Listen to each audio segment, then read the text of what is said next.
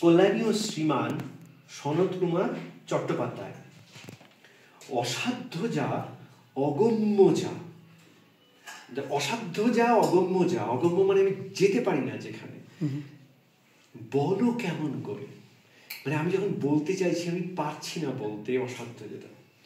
স্নিগ্ধ হয়ে উঠল ফলে তোমার তুলির পরে, তোমার তুলির পরে একটা জিজ্ঞাসা, তোমার তুলির পরে মানে আমি জিজ্ঞাসা করছি যে যেটা কোনোভাবেই সম্ভব না, অসম্ভব, সেটা তুমি বলতে পারছো কেমন করে, যেই চিন্তার উপরে যাওয়া সম্ভব নয় সেখানে তুমি যাচ্ছ কেমন করে।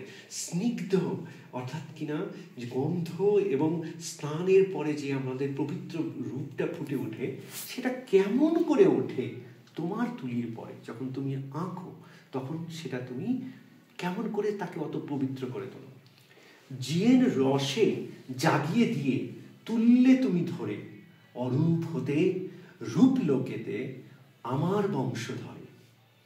জিয়ের রসে, যে রস অর্থাৎ কিনা যে ভিত্তিগত রসগুলো দিয়ে আমাদের পঞ্চরস বা নবরস, আমরা যতগুলো রসই বলি না কেন, যেটা দিয়ে সৃষ্টি হয়, যেটা দিয়ে আমাদের পারসেপশন, কগনিশন অ্যান্ড ইমোশন, আমাদের আবেগ, আমাদের উপলব্ধিগুলো গড়ে ওঠে, সেই রসে তুমি জাগিয়ে দিলে তুললে তুমি ধরে, অর্থাৎ কিনা তুমি রসের মধ্যে মিলিয়ে তুমি তাকে, তুমি ভাবনাগুলোকে নিচ্ছ, সেই অসাধ্যগুলোকে, আর তারপরে তুমি তাকে বাঁচিয়ে তুলছ।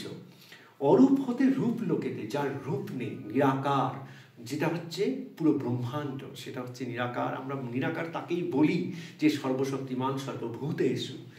তার হতে রূপ লোকেতে, অর্থাৎ কিনা পুরুষ থেকে প্রকৃতির রূপে নিয়ে আসলাম, পুরুষ প্রকৃতির যে ডুয়ালিটি, যে দ্বিজাতি তত্ত্ব রয়েছে, সেখানে আমি কি করে তুমি তুলে নিয়ে আসো আমার বংশ ধরে। তো সেখানে অবশ্যই রক্তের কথাটা বলা হচ্ছে, যে কিভাবে কিভাবে কিভাবে লিনিয়েজ অর্থাৎ ওয়ান আফটার অ্যানাদার ট্রানজিশনগুলো হয়ে গেছে। তোমার হাতে ধরিয়ে তুলি মন্ত্র দিয়ে পড়ে, শিক্ষা যাহা দিলাম এত রাখলে তাহা ধরে। অর্থাৎ কিনা মানে গুরু বলছে শিষ্যকে যে আমি তোমার হাতে ধরিয়ে তুলি, মন্ত্র দিয়েছিলাম, শিক্ষা যাহা দিলাম তুমি তাকে রাখলে তাহা ধরে। অর্থাৎ কিনা তুমি সেই আধারটা হয়ে উঠলে, যে আধারে আমি আমার সমস্ত কিছু দিয়েছিলাম তুলে। ক্ষয় কভুও হবে না আর তোমার রঙিনে লেখা, দেব আসছে থাকবে বাঁধা চিরকালের রেখা। তো এখানে আশা প্রকাশ করা হচ্ছে যে যে আমি আমার সমস্ত কিছু উজাড় করে যে পাত্রে আধারের মধ্যে দিয়েছিলাম, তুমি ধরে রেখেছিলে, তার কোনোদিনও ক্ষয় হবে না। রঙিন লেখার মধ্যে সে সঞ্জীবিত হবে এবং সঞ্জীবিত করে যাবে।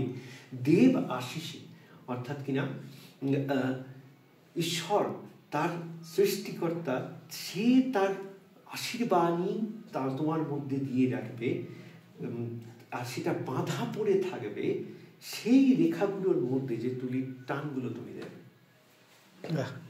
ভালো লিখে, গুড, থ্যাংক ইউ নির্মল।